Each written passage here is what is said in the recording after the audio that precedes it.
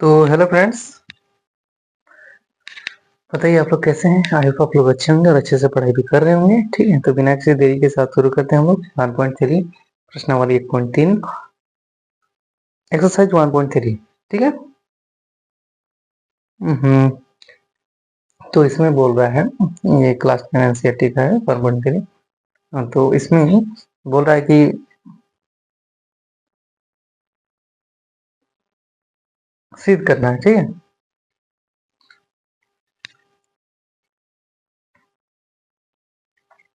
सिद्ध करना है कि √5 जो है वो एक अपरिमेय संख्या है। ठीक, कि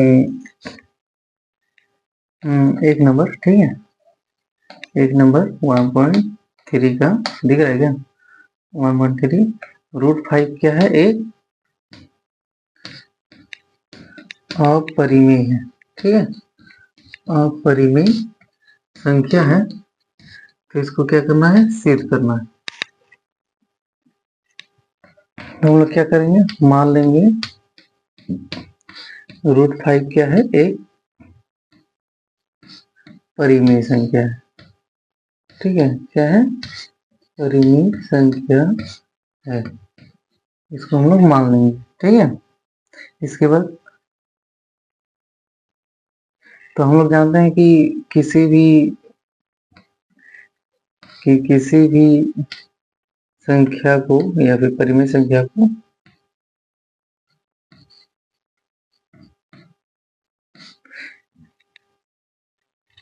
किसी भी परिमेय संख्या को हम लोग क्या कर सकते हैं? p/q के रूप में व्यक्त कर सकते हैं। ठीक है, जहां जहां p तथा q पूर्णांक होगा, p तथा q पूर्णांक है। ठीक है, और q नॉट इक्वल टू 0 है। ठीक है, q नॉट इक्वल टू 0 है, तो इसीलिए हम लोग क्या करते हैं? इसीलिए p/q बराबर कितना होगा? √5। ठीक है, तो यदि p और q एक क्या है? उभयनिष्ठ। ठीक है, उभयनिष्ठ गुणनखंड, उभयनिष्ठ गुणनखंड है। ठीक है, उभयनिष्ठ गुणनखंड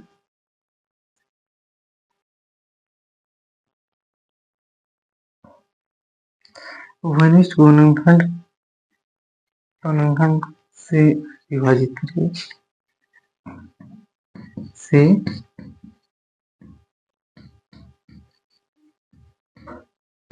विभाजित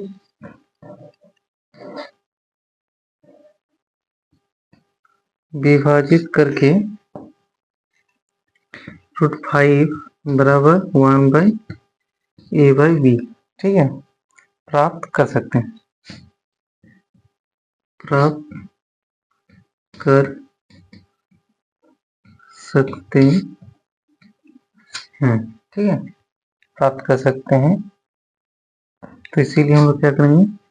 √5 बराबर क्या है? a/b, तो ये भी उधर मल्टीप्लाई हो जाएगा, तो √5b बराबर ए हो जाएगा। ठीक है, तो दोनों तरफ क्या करेंगे? आप वर्क करेंगे।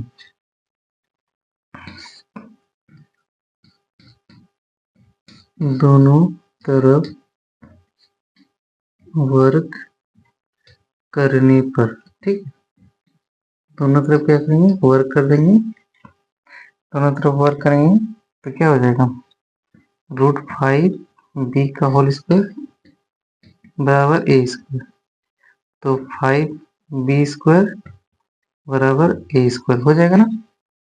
ठीक है, तो b स्क्वायर बराबर क्या हो जाएगा? a स्क्वायर और बटे 5 आपको दिख रहा है? गुड दिख रहा है। चलिए हो गया। तो यहाँ पे क्या हो रहा है, यहाँ जो 5, यहाँ 5 ए स्क्वायर को विभाजित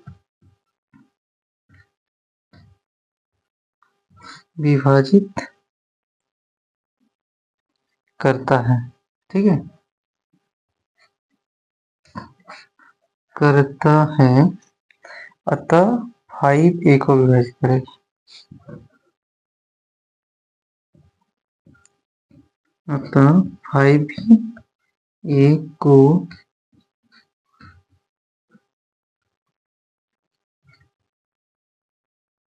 विभाजित करेगा।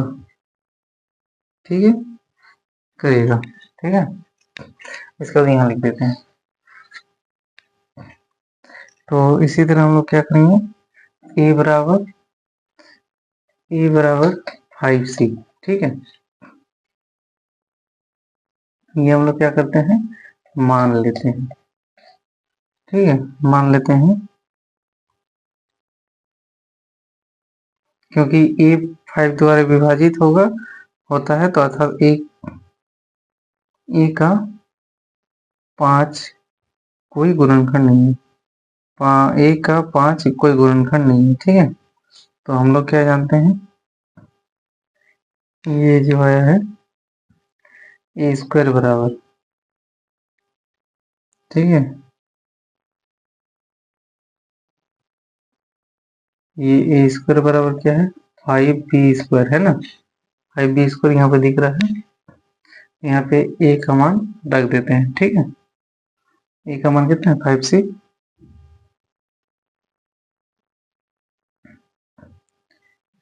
तो यहाँ पे कितना हो जाएगा, 5c² होल पे और बराबर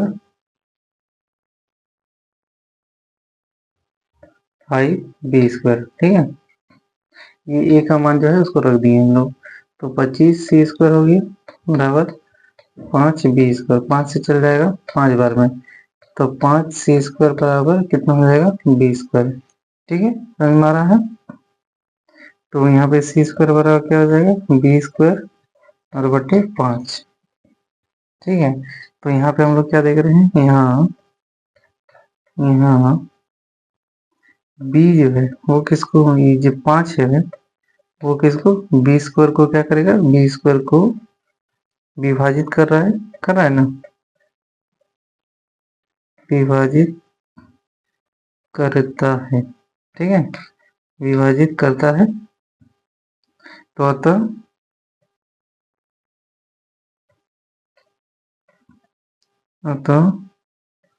5b को भी विभाजित करेगा।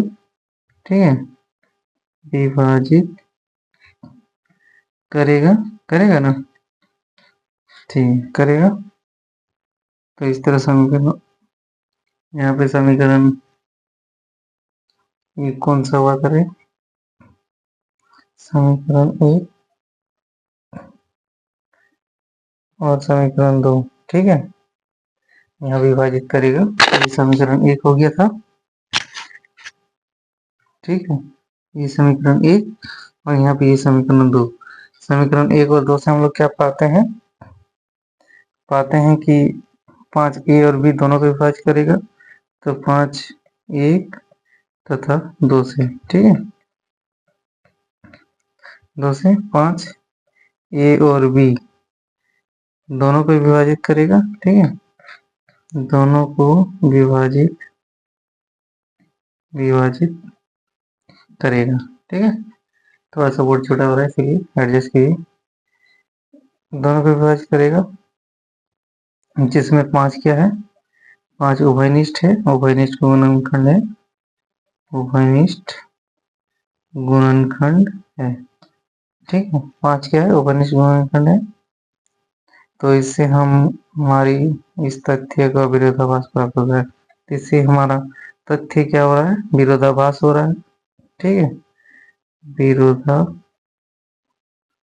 विरोधाभास हो रहा है।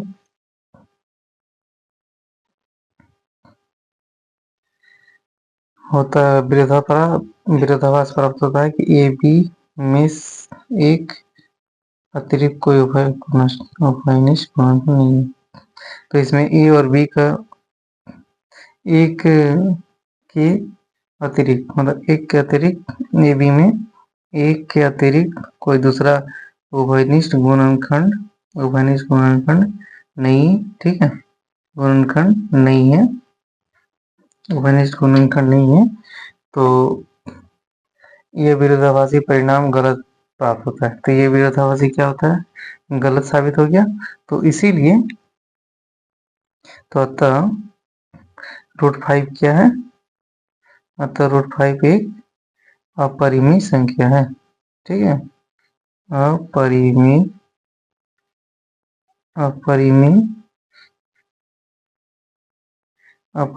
संख्या है,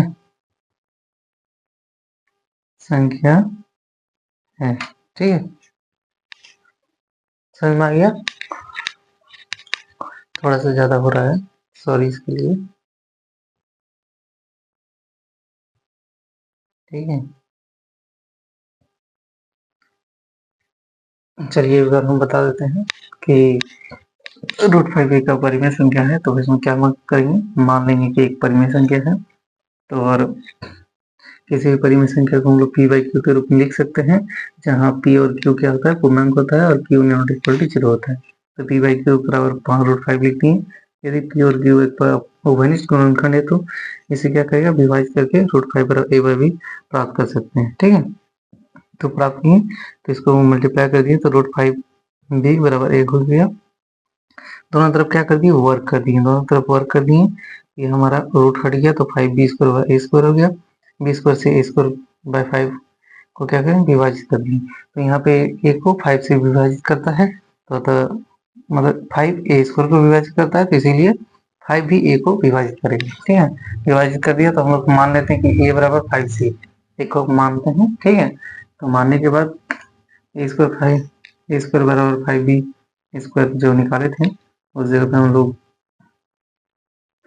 a का मान रख दिए तो 25 हो गया।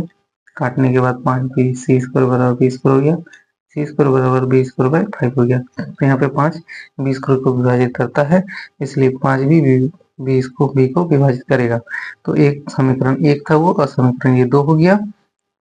तो 1 और 2 से 5 a और b दोनों को विभाजित करता है, तो 5 उभयनिष्ठ गुणनखंड है, तो विरोधाभास प्राप्त होता है।